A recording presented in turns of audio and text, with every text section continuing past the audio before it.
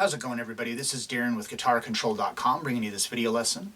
And today I want to show you how to play three easy, fun, recognizable riffs from the Scorpions.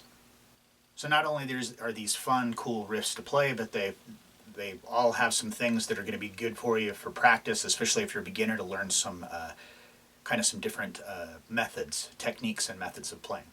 So be sure to click on the link in the description for the tabs, and let's get close up and take a look.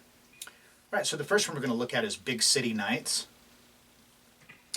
So we're going to start off, we've just got this A5. So I'm on the second fret of the D string with my first finger, and then the A string is open. And we've got, this is an eighth note, so we play this on the downbeat of 1, and then we rest on the and of 1, and then on the downbeat of 2, we've just got the percussive, just hit the strings, just touch the strings, so you're muting them. And then we're going to leave our first finger where we've got it, but we're going to take our second finger and put it onto the third fret of the D string. And we strum that, and then take it back off, so we're back to the A5, and then follow that with the open low E. So that's like the first measure. Okay, and then starting on the second measure, we're going to come all the way up here to the 8th fret on the A string and the 10th fret on the D string. And this is F5. We play that twice, and then we move down a half step, so we're at 7 and 9, E5, and then down a whole step to the 5th and 7th fret for D5, and then down a whole step from there to the 3rd and 5th fret for C5. So it's like.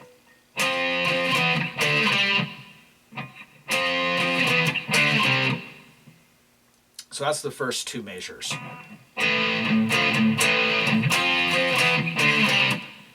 Then from there, onto the third measure, we're going to take this shape we're doing here, this C5 power chord, and we're just going to move it down to G5. So now our first finger is on the 3rd fret of the low E, and our third finger is on the 5th fret of the A string.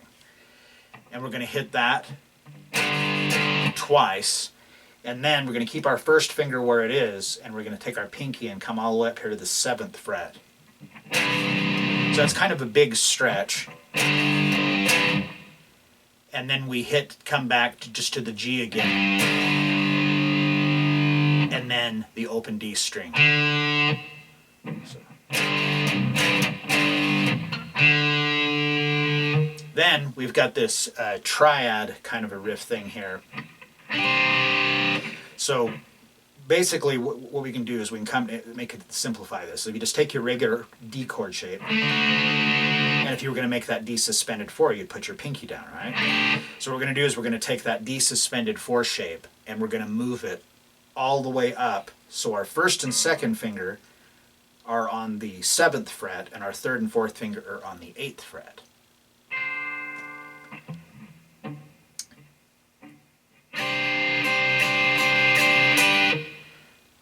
So we've got like 1, 2, and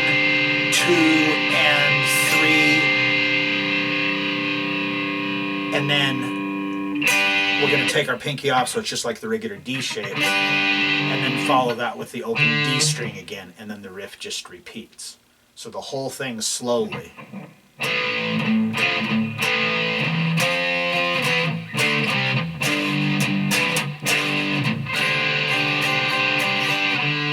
And then it would just repeat.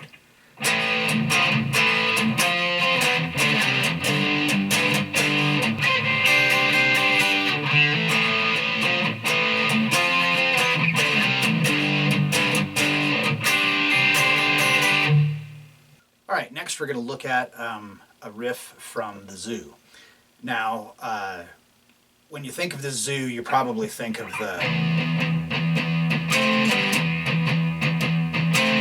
that riff, but we're not going to do that one today. We already covered that in another one of these lessons. Anyway, I'll have a link for that right up here where you can check that out if you want to learn that part. So what we're going to be looking at here is the main opening riff before that part of it starts. Now, this is all just made up of just like these regular power chord shapes like we were just doing in the last song. So we start off with E5. So I'm on the 7th fret of the A string with my first finger and the 9th fret of the D string with my third finger. Now, you can also pick up the 9th fret of the G string. So you can just bar your finger like that, or you could use your pinky, whatever is more comfortable for you. And this riff is made up primarily of triplets. So on the first beat, triplet, so 1 yellow, and then on beat 2, 2 yellow, and then we're going to on the third set here, we're going to hit this one time and then move down a whole step to D5 and then back up to 7.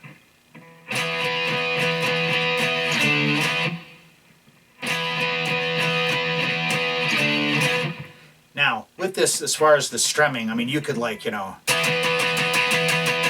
with all downstrokes, but I personally feel that it makes it more difficult. So here I'm like down, up, down, down, up, down, up, down, up, 1 yellow, 2 yellow. Then, moving on to the next measure, after we've come back up to here, now we're going to go all the way down to C5. So we're going to move it down to the 3rd fret with our first finger and the 5th fret with our 3rd and 4th, or however you're doing it. And this is all just being played on the A, D, and G strings. Now we've got down a half step to the 2nd and 4th fret, back up to the 3rd fret, back up to the 7th and 9th, and then to the 5th. So that's like half of the riff.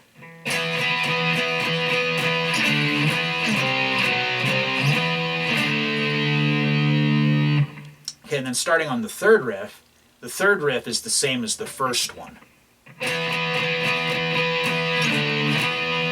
Now for that last one, we're going to come down to the 3rd fret, to the 2nd, back to the 3rd, and back to the 5th. And then that's a half note, so that one rings out. And then the riff just repeats. So.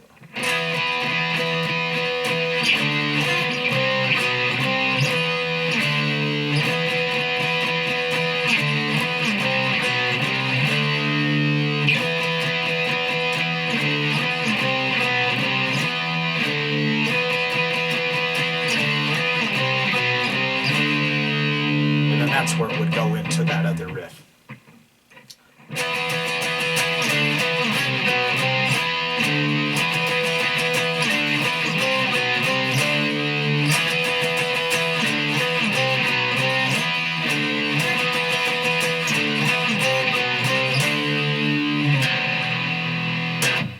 All right, so then the last one we're going to look at is the main riff from Can't Live Without You. Now this one is probably the easiest as far as what you're doing with your left hand, because there isn't a whole lot you have to do with that with your fretting hand. But it's got these, we're pedaling the A string, and when we do the pedal notes, they're palm muted, but when we hit these chords, they are not. So you're having to kind of alternate back and forth. So if you're a beginner, this is a really good one to learn and and practice to get down for this technique, because it's widely used in rock and metal and stuff like that.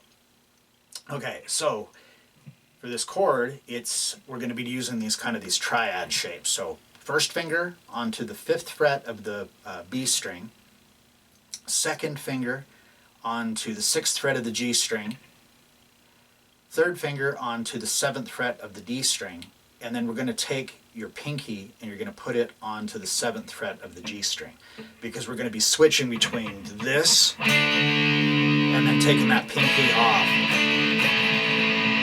So that's basically all you're going to be doing with your fretting hand, is just lifting and lowering that pinky. So this is all made up of 8th notes. So we've got on the downbeat of 1 and the and of 1, we have the pedal of the A string open. What we don't want, we want palm muted. And then when we do this chord, we don't mute. So it's 1 and 2 and 4, and.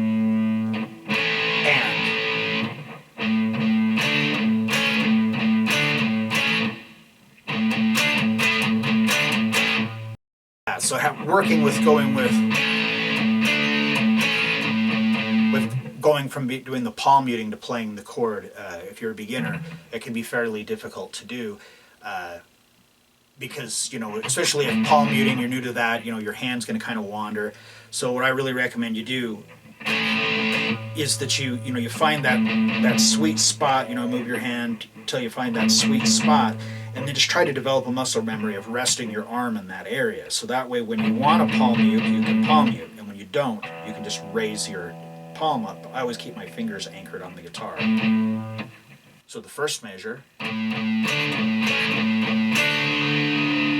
Then the second measure, we start with it on the downbeat of 1, 1, 1, and 2, and 3, and 4, and.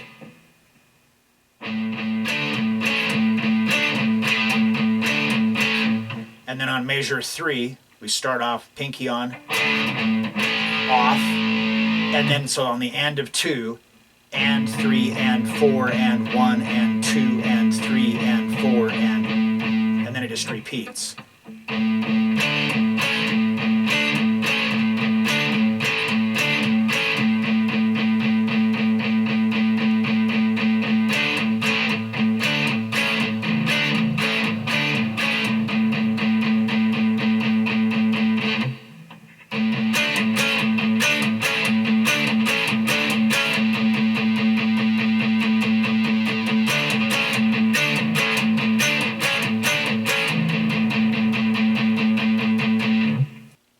Alright, so there you have it. 3 good sounding, not too difficult to play, highly recognizable, iconic riffs from the Scorpions. So if you like this lesson, be sure to give me a thumbs up and leave a comment down below if you have any questions about this or other guitar related topics. If you've not already done so, please subscribe to the channel, hit that notification bell so you don't miss any of the content that we upload throughout the week. Well, that is all I have for you today. Thanks for watching and have a great day.